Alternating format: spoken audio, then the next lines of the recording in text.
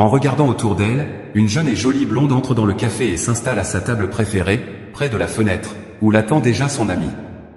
Les deux jeunes filles se retrouvent ici tous les jours. Le mardi, à 14 h, elles déjeunaient et partageaient leur succès mutuel. Les victoires se comptaient en nombre d'hommes qu'elles parvenaient à captiver et pour lesquels elles voulaient dépenser de l'argent pendant un certain temps. La semaine dernière, le type habituel a demandé au serveur, qui connaissait déjà bien les filles, mes chips et mon champagne. « Apportez-moi une bouteille entière », a-t-il déclaré solennellement. Indiana, la même blonde qui venait de recevoir plusieurs regards des hommes dans le café, pensait qu'il fêtait quelque chose d'important aujourd'hui, puisqu'ils allaient boire en milieu de semaine. Juliana sourit et fit un clin d'œil à son amie. Indiana sourit et lui montra la bague qu'elle portait au doigt. Son amie a immédiatement poussé un cri de joie. « Joy, apporte le champagne le plus cher, » dit Juliana au serveur, « cette fois, ce sera une grande fête. » Le serveur félicite la jeune fille et laisse les amis seuls. « Rock, ton petit ami ?» demande Juliana avec intérêt. « Je croyais qu'il m'avait enfin demandé de l'épouser. » Indiana sortait avec un homme riche depuis 2 ans. Il était veuf. Il n'était pas facile pour les filles de gagner ses faveurs, et le millionnaire avait aussi une fille avec Indiana et une fille avec Rock. Elles avaient presque le même âge, l'amant n'ayant que 5 ans de plus, et la fille a donc essayé de séduire Indiana avec prudence. Finalement, Indiana a tout obtenu et l'homme riche l'a demandé en mariage. La décision de Rock n'a pas été facile à prendre, l'homme pensait qu'après la mort de sa femme, il ne se marierait plus jamais, mais Indiana est arrivée. Au début, elle jouait le rôle de maîtresse, Rock la rencontrait de temps en temps. Plus tard, elle a voulu cesser toute communication avec son amant, mais Indiana ne voulait pas quitter l'homme riche à ce point. Elle lui envoyait facilement des textos, des photos d'elle et lui demandait des rendez-vous. Rock a caché son amant à sa fille. Victoria savait que son père avait cessé de pleurer la mort de sa mère depuis longtemps et qu'ils avaient une relation compliquée. Après de nombreuses années, elle n'avait plus à le faire, mais la jeune fille n'aimait pas que son père ne choisisse que des femmes jeunes et belles, car ses collègues lui répétaient sans cesse qu'elle ne voulait que son argent. Pour ne pas contrarier davantage sa fille, Rock rencontre Indiana en cachette, mais après un an de relation secrète, son amant lui annonce qu'elle est enceinte. Il lui apporte immédiatement un test et un certificat que la fille porte. Pour séduire de riches prétendants, elle savait que tous exigeaient des preuves et décida d'agir rapidement avec Rock, car il était déjà préparé à cette éventualité et se sentait presque prêt à faire d'elle sa femme. Rock n'a pas rejeté l'enfant qui croyait que le certificat était réel, bien qu'il ne comprenne pas pourquoi il l'a remis. Finalement, l'homme l'a présenté à Indiana devant Victoria. On ne peut pas dire que la rencontre entre la fille et l'amant se soit déroulée dans une atmosphère calme et agréable, mais Victoria n'a pas discuté avec son père, elle a simplement dit que c'était sa décision et qu'il devait assumer sa part.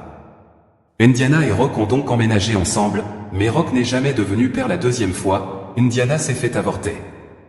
Après 3 semaines de vie commune, Victoria se moque ouvertement d'elle et encore plus de son père pour ce qui s'est passé, mais elle n'arrive pas à se débarrasser de sa belle-mère persistante qui n'a que 5 ans de plus qu'elle.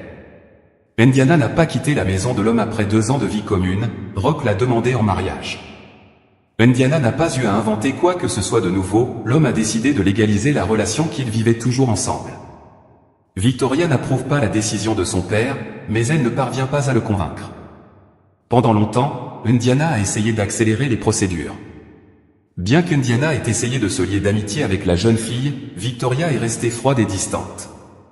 Victoria assiste au mariage et s'efforce même de ne pas montrer son mécontentement pour ne pas contrarier son père, il est heureux et c'est tout ce qui compte. Peu de choses ont changé pour Victoria dans les mois qui ont suivi le mariage. Indiana a essayé de se lier d'amitié avec elle, mais elle l'a simplement ignoré.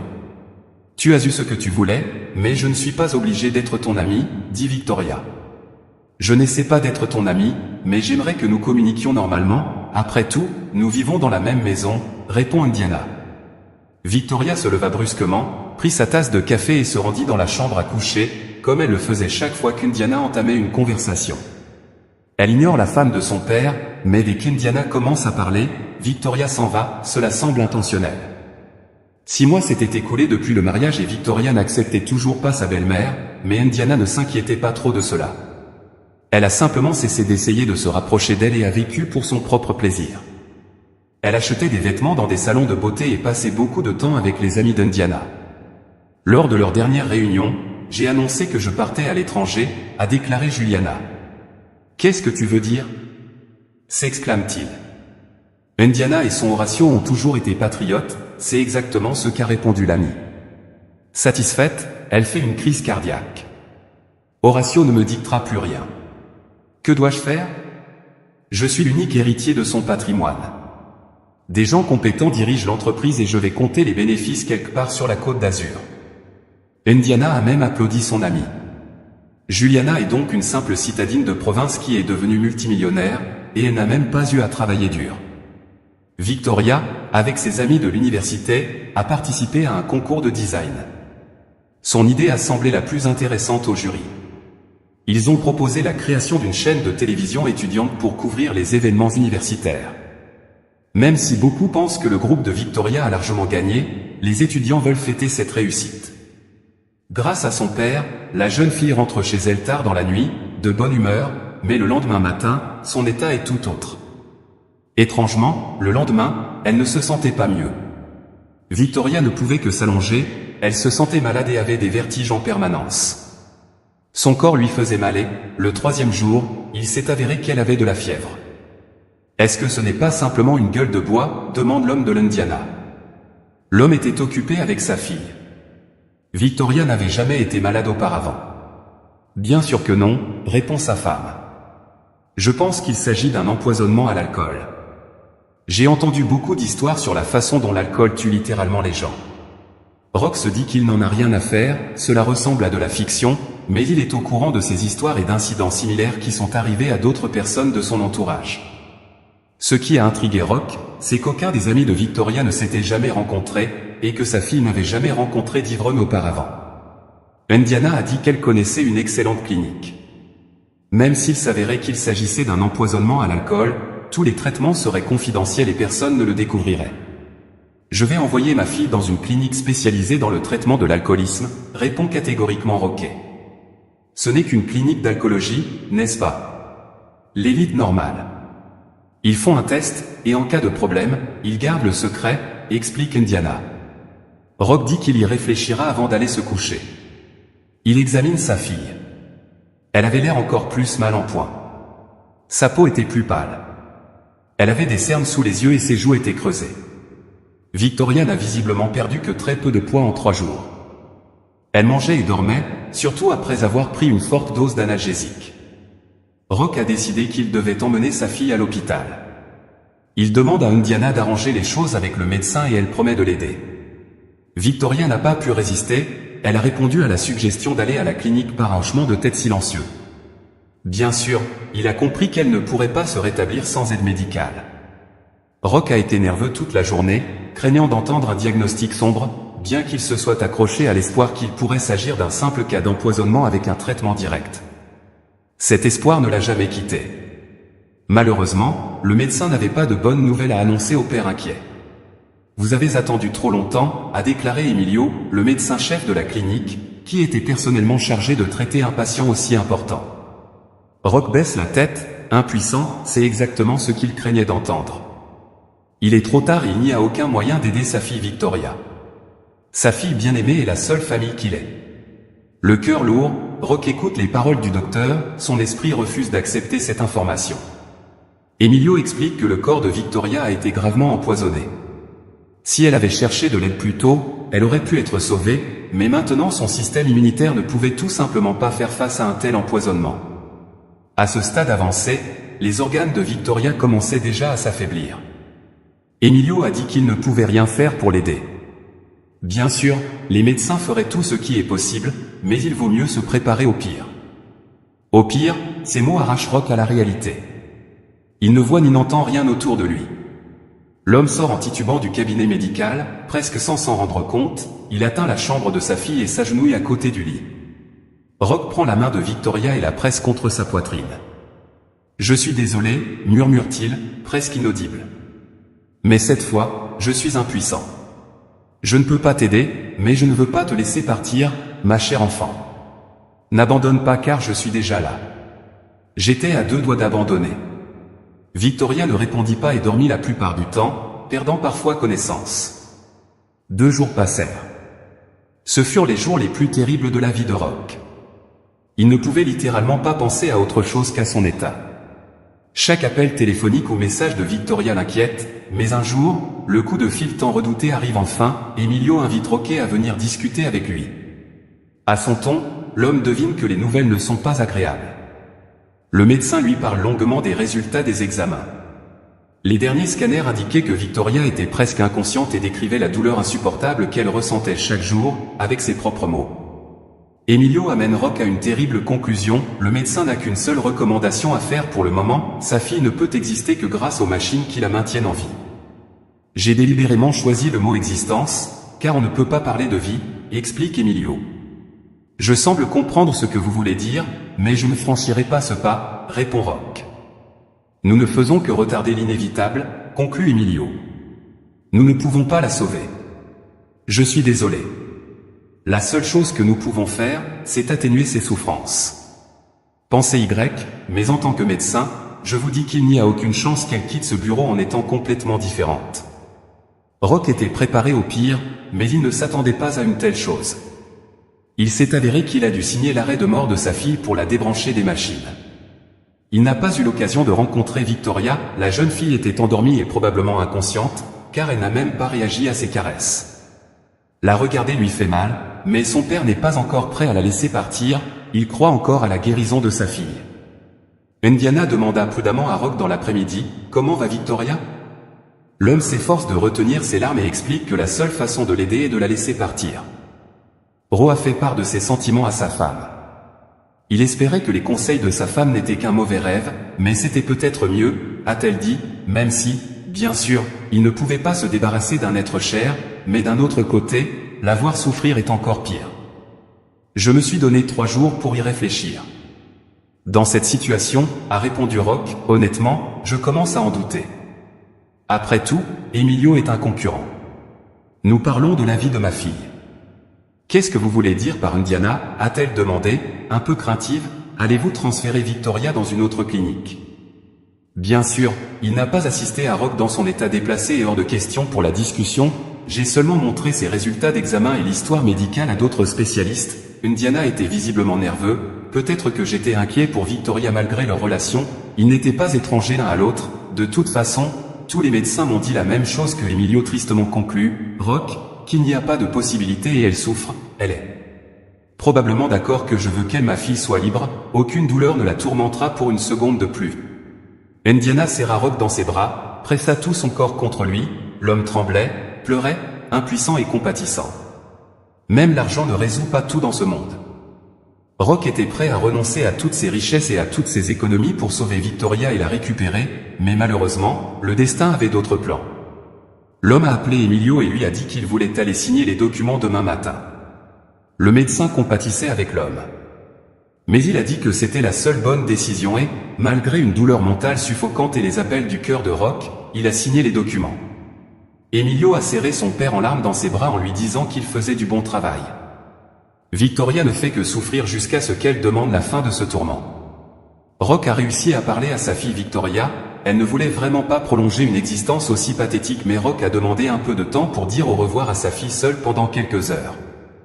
Bien sûr Emilio ne s'y est pas opposé, il a dit que tout se passerait tout seul quand l'homme serait prêt. Lorsque Roque s'est approché de la chambre de sa fille, il n'a pas pu ouvrir la porte et l'homme s'est figé en tenant la poignée, se demandant comment le regarder dans les yeux. Bien que Victoria ait demandé à être libérée, la conscience de Roque ne voulait pas se taire. Claudia, voyait-il, était une grand-mère, la femme de ménage, une femme très gentille, pour tous les patients et le personnel de l'hôpital. C'était une véritable gardienne de la sagesse et même les médecins et les clients millionnaires l'adoraient. Ils avaient l'habitude de la consulter sur les questions de la vie.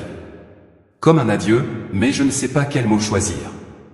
L'homme semblait vraiment perplexe, il regardait la vieille femme comme son dernier espoir, si elle devait lui révéler un secret, Claudia se dit qu'elle était toujours prête à aider avec des conseils, mais cette situation était atypique, il n'y avait pas de réponse universelle. Je vais commencer à parler. Claudia avait passé toute sa vie en ville, elle ne voyait rien d'autre que son pays de naissance et elle était heureuse que ses proches soient autour d'elle. Qu'en est-il des murs de la famille? Sa fille est jeune, combien d'impressions Victoria a-t-elle eu sur sa vie? Elle a beaucoup voyagé, mais il y a un endroit où je n'ai pas eu l'occasion de l'emmener, a déclaré Roque avec tristesse.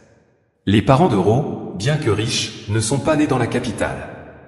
Lorsque le petit Rock a rencontré sa grand-mère pour la première fois à l'âge de 7 ans, il s'est souvenu toute sa vie de la beauté de la nature, des forêts et des lacs. Par la suite, il y est retourné plus d'une fois, mais uniquement pendant les périodes difficiles de sa vie. Lorsque les choses allaient vraiment mal pour Ro, il prenait un petit sac à dos et partait. Il se rendait dans la maison de sa grand-mère, où il pouvait réévaluer en silence ses actions et trouver des solutions inattendues à ses problèmes.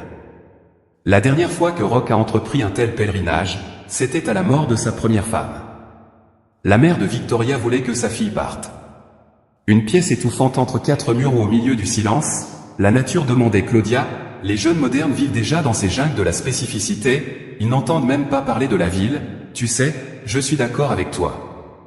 Rock a dit quelque chose d'inattendu. Il s'est même un peu égayé. Je préférerais aussi aller armer un être cher dans un endroit calme et isolé. Claudia sourit, mais ses yeux restaient tristes, mais il serra même la vieille femme dans ses bras et la remercia. L'homme se sentit un peu plus calme, appela son assistant et lui demanda de venir acheter les billets au plus vite, ce qu'il fit. Entrant dans la chambre avec détermination, il retira tous les capteurs du corps de Victoria et prit la jeune fille dans ses bras. Que faire ? Le père n'avait presque plus de force, il ne pouvait même pas agiter la main. Nous allons rentrer à la maison et si vous êtes sur le point de partir, laissez faire, dit Rock avec quelques notes d'optimisme dans la voix. L'assistant Rory il attendait déjà son patron à la porte de la clinique quand il a vu Rock avec la fille dans ses bras et il est immédiatement sorti de la voiture. Et a ouvert la porte. L'homme s'est assis avec sa fille sur la banquette arrière. Victoria était couchée sur ses genoux, il n'avait même pas la force de s'asseoir et a demandé les billets. Rock a Rory, le vol le plus proche n'est pas avant le week-end, mais attends tonton, j'ai compris que tu en avais un besoin urgent, alors je t'ai trouvé un hélicoptère privé, une de tes connaissances a accepté de te prêter le sien pour le vol. Rory, je ne vais pas te payer en vinou, dit Rock, satisfait du travail du jeune homme, alors allons-y. Il s'est envolé directement sans s'arrêter à la maison dans quelques heures pour faire descendre sa fille de l'avion. Maintenant j'avais un voyage en ville devant moi, le cœur de l'homme battait la chamade, cela faisait longtemps que je n'avais pas atteint ces hauteurs, qui voyageait depuis un certain temps et voulait son fils comme un humain extrêmement malheureux à cause d'une telle décision de la part de sa bien-aimée. Mad a dit qu'Indiana transportait Victoria dans ces conditions et tout. Simplement un acte imprudent si elle est destinée à mourir de toute façon. Que se passe-t-il ici? Rock a répondu, au moins elle verra la nature une dernière fois et ne passera pas ses derniers instants à regarder le plafond. Et une ampoule électrique. La maison de grand-mère s'était un peu penchée avec le temps, mais cela ajoutait une authenticité unique et une touche atmosphérique à l'intérieur. Tout était resté comme au temps de grand-mère Aurélia, ni lui ni sa mère n'avaient changé intérieurement, rien ne voulait retourner à leur enfance lorsqu'ils rendaient visite à leur grand-mère. J'avais des vaches et des poules, les briques de lait étaient encore sur les étagères. Ici, Rock se sentait à nouveau comme un petit garçon de 7 ans, commençant son voyage dans la vie avec un cœur chaleureux et accueillant, mais aussi mélancolique. La nostalgie de ses grands-parents et de ses parents qui l'enveloppent maintenant dans ce lieu sera associée au dernier souffle de sa fille. Sa mère a instauré la tradition de venir ici dans les moments difficiles de sa vie. Elle est aussi revenue seule dans sa patrie dans les moments les plus émouvants, la mort de son mari, les problèmes d'entreprise et le mariage de son fils, si c'était aussi un événement traumatisant, parce qu'elle ne voulait pas laisser partir son petit-fils Rock, mais elle ne l'a pas fait.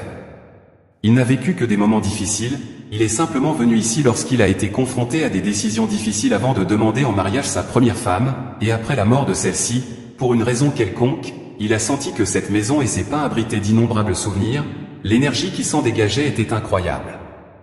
En regardant les arbres, j'ai tout oublié, ce sentiment m'a manqué en ville. Claudia lui a rappelé que cette petite maison avait un incroyable pouvoir de guérison lorsqu'il regardait la forêt et les arbres.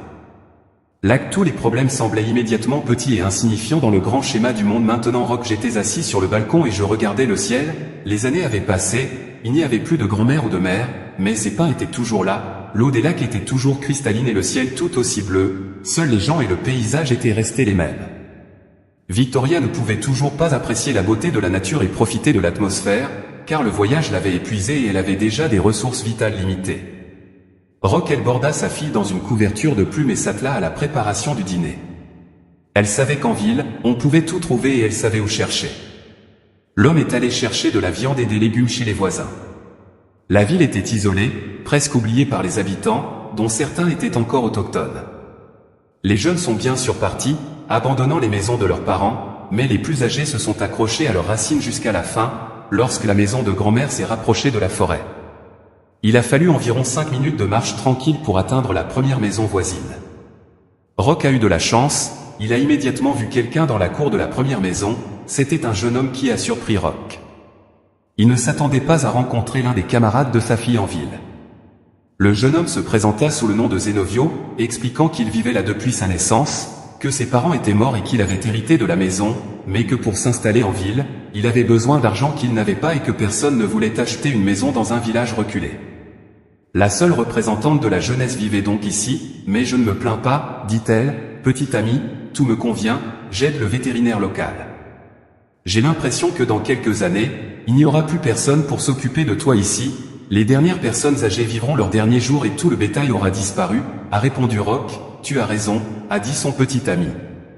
Malheureusement, il ne restera plus qu'une vingtaine de vieux ici dans 15 ans, je pense qu'il ne restera plus que moi, c'est devenu complètement sauvage, eh bien, tu ne peux pas vivre comme ça, dit-il allez, rassemble tes forces, économise un peu d'argent et va à la ville, il n'y a pas de raison que quelqu'un comme toi perde son temps dans la nature. Roch aimait bien ce garçon, il était clair qu'il était gentil et compatissant. Zenovio donna à Roch un seau de pommes de terre et un poulet sans soja qu'il avait lui-même sacrifié le matin. Il ne s'est pas gêné, refusant même d'être payé, expliquant qu'il vivait seul et que sa récolte était abondante, les oignons et les carottes n'étaient une surprise pour personne dans le village. Roch lui donne donc un peu d'argent. Peut-être que tu peux m'aider à comprendre tout ça, lui demande-t-il. Je ne me souviens pas de la dernière fois où j'ai épluché des pommes de terre, sans parler de la préparation d'un petit ami poulet, soupire-t-il en riant. Comparé à ce jeune adulte, Roch avait l'air d'un enfant sans défense et son regard était un peu effrayé. Par conséquent, lorsqu'il a quitté la ville, inspiré par l'idée de la solitude dans la nature, il ne pensait pas qu'il devrait cuisiner, faire la vaisselle et s'occuper de toutes les tâches ménagères. Son petit ami ne pouvait pas refuser de l'aider, il était heureux de rencontrer quelqu'un qui ne le faisait pas en dehors de ses voisins, dans sa vie tranquille et monotone, cette interaction est devenue une aventure dans la vie. Sur le chemin de la maison de Roch, elle a expliqué au jeune homme la raison de sa visite. Le petit ami de Roch l'a écouté avec sympathie et il était évident que ses émotions étaient sincères. « Je crois que tu as bien fait, dit-il quand il eut fini d'écouter. » Son ami se figea sur le seuil de sa porte.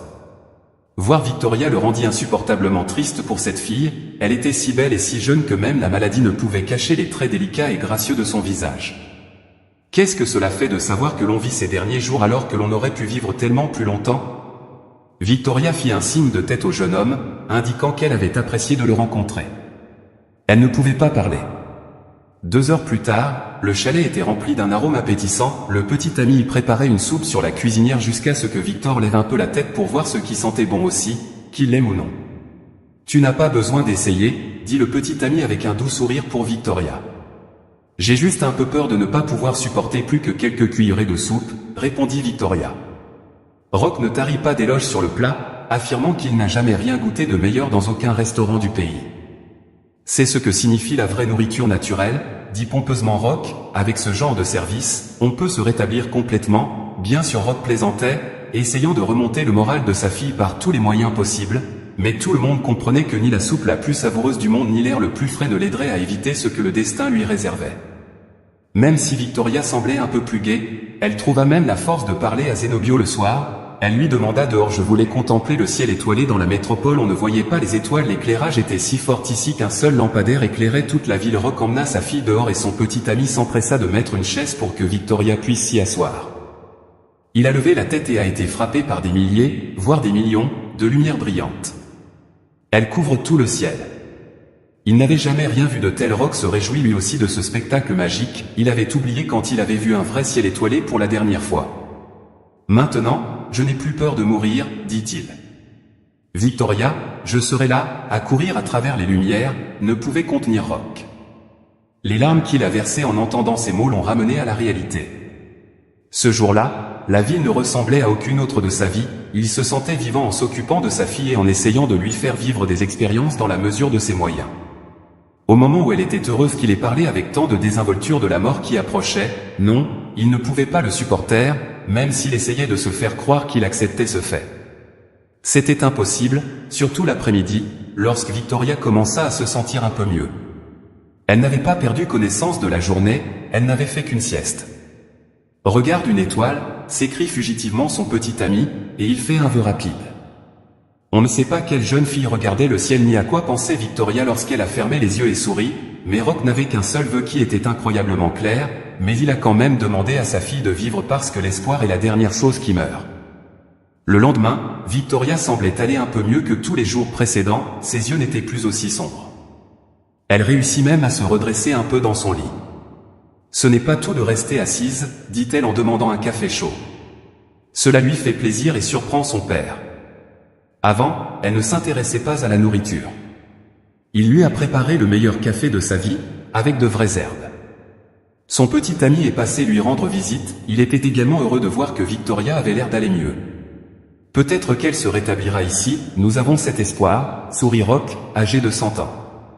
Mais il y avait de la tristesse dans ses yeux, il ne voulait pas se faire d'illusions, même si les médecins disaient qu'il n'y avait aucune chance. Alors, il n'y avait aucune chance. J'avais entendu dire qu'avant de mourir, les gens prenaient un second souffle et s'accrochaient à leur dernier jour sans. Mais j'avais beau vouloir, rien ne pouvait sauver Victoria. L'Indiana est devenue folle dans la ville.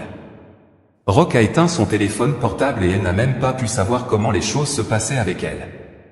Sa fille était prête à partir à leur recherche, mais Rock n'a pas dit où ils étaient allés seuls. Il a dit qu'ils étaient quelque part dans la ville, mais ils étaient trop nombreux. Cela faisait une semaine que l'homme avait enlevé sa fille à l'hôpital, mais il n'y avait pas eu de nouvelles. Finalement, Rock a appelé sa femme. Même sa voix tremblait et il avait du mal à parler. Au début, il est resté silencieux pendant un long moment, se contentant de respirer dans le casque. Victoria n'est plus là, dit Rock. J'irai demain. Les funérailles auront lieu le même jour. J'ai déjà tout organisé. Tous les habitants de l'Indiana ont immédiatement commencé à exprimer leurs condoléances, essayant de trouver des mots pour soutenir son mari, mais il n'en avait pas besoin. Rock n'a pas écouté, il a simplement raccroché. Ne mens pas, s'est exclamé Rock avec mépris, en regardant le bon, le téléphone n'a pas crié vivant. Victoria demande avec un sourire. Il était vraiment vivant après la conversation avec Indiana, dit Rock en appelant son chef de la sécurité, qui surveillait la maison. Il lui demanda de découvrir ce que la jeune fille ferait en découvrant la mort de sa belle-fille. L'homme l'informe qu'elle vient d'aller quelque part, mais qu'elle est d'humeur joyeuse, rien à voir avec le chagrin. S'il vous plaît, gardez un œil sur l'endroit où il est allé, s'il rencontre quelqu'un, faites-le moi savoir, a-t-il demandé. Il s'est avéré qu'après que la jeune fille soit arrivée en ville, ou plus précisément qu'elle ait quitté l'hôpital, tout s'est miraculeusement arrangé. Ses douleurs ont disparu. L'état de Victoria s'est amélioré de jour en jour. Au bout d'une semaine, elle était capable de sortir du lit et d'aider son père à faire le ménage. Elle a encore des vertiges et des nausées de temps en temps, et ses muscles sont douloureux, mais tout cela n'est pas comparable à la façon dont son état s'est aggravé à la clinique. Bien sûr, Rock n'a pas pu s'empêcher de remarquer ce remède magique. Même son petit ami a dit que Victoria ne ressemblait pas du tout à une jeune fille mourante. Le puzzle commence à s'assembler pour Rock. Indiana lui a conseillé de se rendre dans une clinique spécifique qui conviendrait à sa femme pour se débarrasser du seul héritier et être enfin sûr qu'ils avaient fait quelque chose à leur fille. Rock a trouvé un médecin dans la ville voisine. La ville était un centre de district. Il y a donc trouvé une clinique privée. Cela n'a pas posé de problème. Rock a laissé son petit ami s'occuper de sa fille et s'est rendu lui-même chez le médecin. Il a dû payer une somme raisonnable au médecin pour qu'il accepte de venir en ville et de prélever le sang de Victoria pour l'analyser. Le lendemain, le médecin arrive chez Rock et signale la présence dans le sang de la jeune fille d'une substance toxique qui n'a rien à voir avec l'alcool. Il s'agissait d'un poison commun qui s'était progressivement accumulé dans son corps, maintenant qu'il avait cessé d'être introduit dans son système sanguin. Puis l'état de Victoria s'est amélioré, le médecin a posé une perfusion pour éliminer le sang et il est parti. « Papa, c'est ton bien-aimé qui a fait ça, a dit Victoria, je te le dis. Il est certainement venu me voir ce jour-là quand je suis revenu de la fête, il m'a donné à boire et m'a dit qu'il m'aiderait. »« Mais pourquoi ne me l'as-tu pas dit plus tôt ?» demande Rock. Victoria répond qu'elle ne pouvait tout simplement pas imaginer que quelqu'un déciderait de l'empoisonner. Elle n'a donc pas prêté beaucoup d'attention à l'incident, mais il ne fait plus aucun doute qu'il a reçu sa première dose de poison à ce moment précis. L'agent de sécurité rendit compte des déplacements d'Indiana dans la ville. Il a visité la clinique où Victoria a été soignée pour la première fois, puis a rencontré un ami. À en juger par l'humeur et le comportement de cette dernière, elle semblait fêter quelque chose. L'annonce de la mort de Victoria ne cadrait pas du tout avec ce scénario. « C'est vrai que Victoria est morte ?» demande le garde. Non, mais c'est un secret, répond Rock. Ne le dites à personne. Maintenant, ils doivent continuer à me surveiller. Ne vous rendez pas compte si quelque chose d'étrange se produit, prévenez-moi immédiatement. Rock n'a pas menti à Indiana sur la mort de sa fille sans raison, il voulait voir ce qu'elle ferait ensuite, mais il devait lui faire une présentation complète. L'homme a en effet organisé des funérailles pour sa fille. C'est Victoria qui a suggéré cette idée. D'abord réticent, Rock a dit qu'il fallait garder l'événement à l'intérieur, un cercle restreint a invité seulement quelques-uns de ses amis les plus proches, mais ils leur ont dit à l'avance que la fille était vivante et que tout cela n'était qu'un spectacle pour une seule personne. Ils l'ont descendue dans le cercueil, mais ne l'ont pas enterrée à ce moment-là. Rock a dit qu'elle ne voulait pas témoigner et a emmené sa femme. C'est alors que Victoria a quitté la tombe et s'est rendue avec son petit ami dans l'appartement que Rock avait loué pour eux. Plus tard, la jeune fille a dû expliquer à ses amis le but de cette présentation, en demandant à chacun de ne pas révéler le secret de Victoria avant le moment opportun. Voir sa propre chair et son propre sang dans le cercueil doit être très douloureux, commente la femme.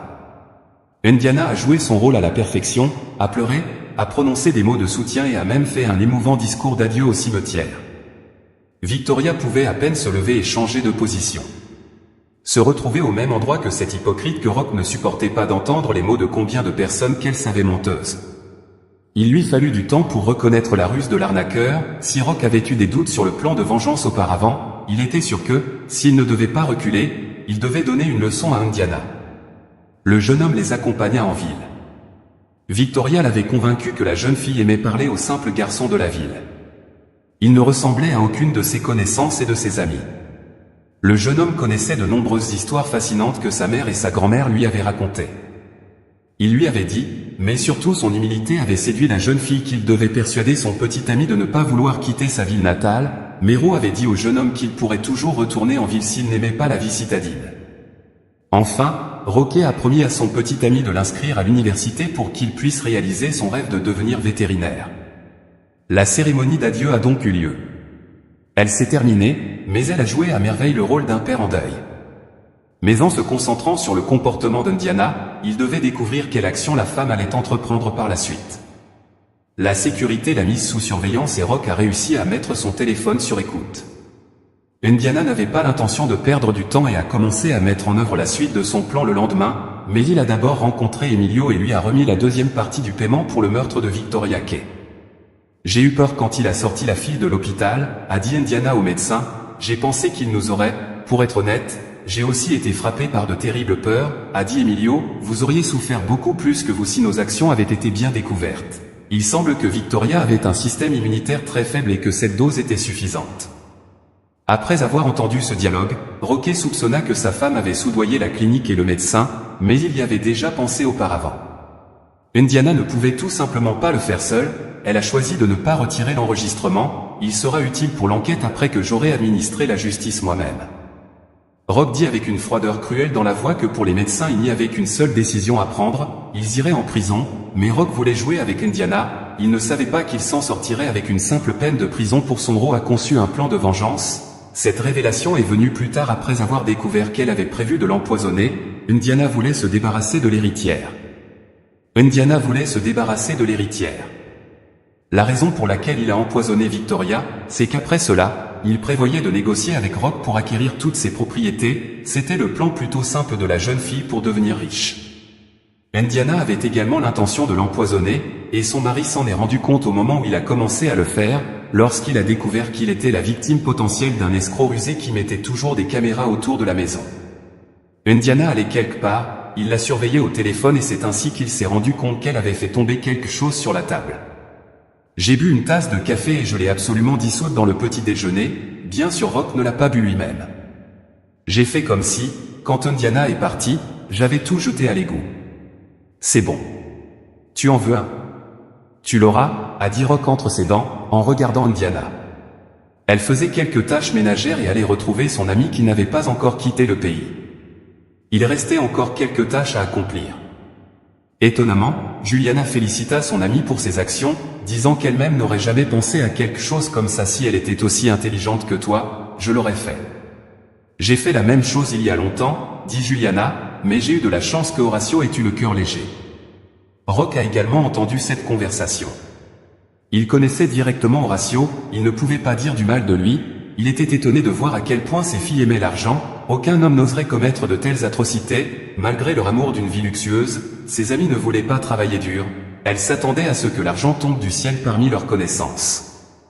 Rock n'avait pas remarqué cette mentalité. Le lendemain matin, Indiana a fait de même. Rock était encore au lit. Apparemment, elle voulait lui apporter son petit déjeuner au lit. Lorsqu'il est entré, il a fait semblant de se sentir très mal, se plaignant d'un mal de tête, ce qui n'est pas surprenant après tant de stress. Indiana lui sourit, « Prends du café, tu te sentiras mieux.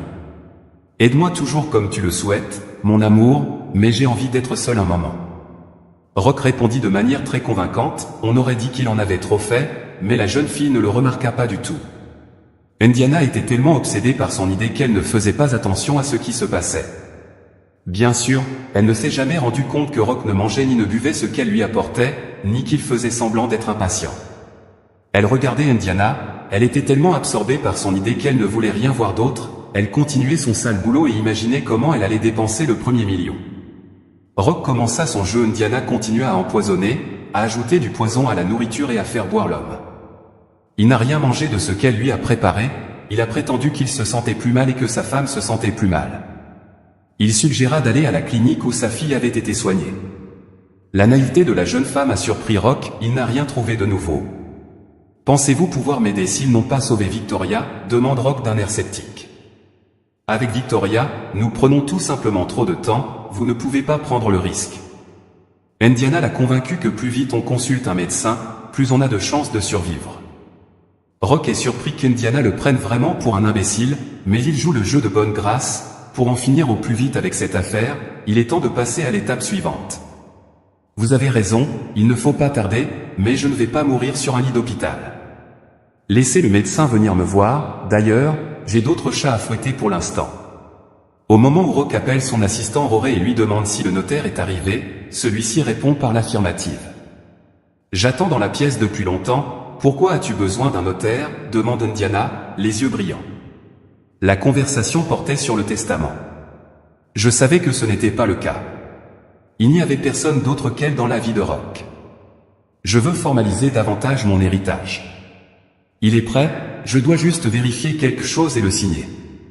Indiana lui a demandé de rester si possible, il ne savait pas que c'était nécessaire. Rock voulait voir sa tête quand il apprendrait qui il avait désigné comme héritier de la fortune. Le notaire entra. C'est un jeune homme. Très sérieux, il salue tout le monde, s'assied à côté du lit du patient et commence à lire le texte du testament.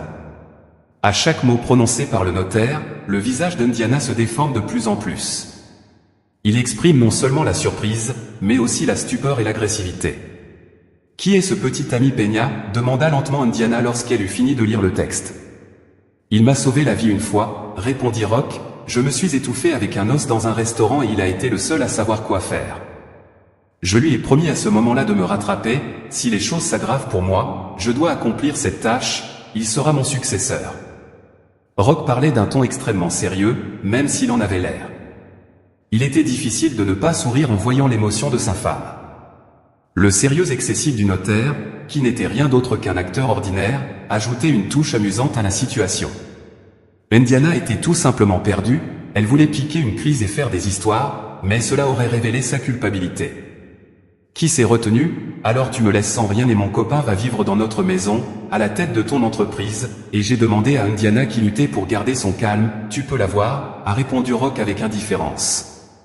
Le petit ami est un bon gars.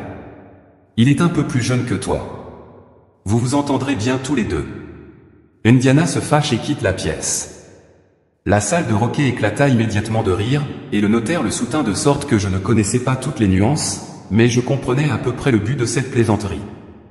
Et maintenant, ma chère, la partie la plus intéressante commence, dit Rock avec une cruauté inhabituelle dans la voix. Je n'ai pas compris ce que vous vouliez faire dans l'Indiana. Il continua à empoisonner Rock, comme le docteur Emilio l'avait fait auparavant, à l'encontre des attentes de Rock lorsqu'il était venu l'examiner. Bien que Rock ait d'abord pensé qu'un médecin plus intelligent serait approprié, Emilio était visiblement nerveux. Mais il s'est ressaisi. « J'ai besoin de prendre du sang pour l'analyse, vous n'allez pas le faire » a répondu Rock, je ne vais pas vous laisser m'examiner, vous ne m'avez pas rôti. Alors je n'ai pas confiance en vous, j'ai accepté votre visite uniquement pour le bien de ma femme, si vous me dites que garder la vie est inutile, je serai d'accord avec vous et je signerai n'importe quel document, mais laissez-moi tranquille. Emilio quitta docilement Roch et alluma immédiatement le téléphone pour entendre ce que le médecin allait dire à sa femme Emilio. Il lui a dit que cette fois-ci, tout serait encore plus facile qu'avant, car il était dans un état de dépression extrême en raison de la perte de sa fille, de sorte qu'il ne comprendrait pas et ne remarquerait rien.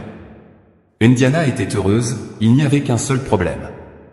L'héritier inattendu essaie de savoir qui il est et où il vit, ordonna Emilio, si nécessaire, nous pouvons aussi nous occuper de lui. Assez de substance pour tout le monde, je trouverai une réponse. Indiana, vous pouvez être sûr que personne ne me prendra mon argent. Recrie aux paroles de sa femme. La détermination d'Indiana a vite fait de rencontrer sa fortune. Elle correspondait parfaitement à son audace, elle le surprenait vraiment, rien ne pouvait l'arrêter. Cette femme à la poursuite de son but aurait dû créer une entreprise au lieu de mutiler des gens. Eh bien, Roch avait préparé quelque chose pour lui, une vengeance digne d'une personne comme Indiana alors qu'il faisait semblant d'être malade. Indiana a commencé à faire chambre à part, à se coucher très tôt et, un jour, elle s'est réveillée en entendant un bruit étrange juste à côté de son oreille. Elle ouvrit les yeux et un cri aigu résonna dans toute la maison, mais personne n'y prêta attention car tout le monde savait déjà ce qui s'était passé.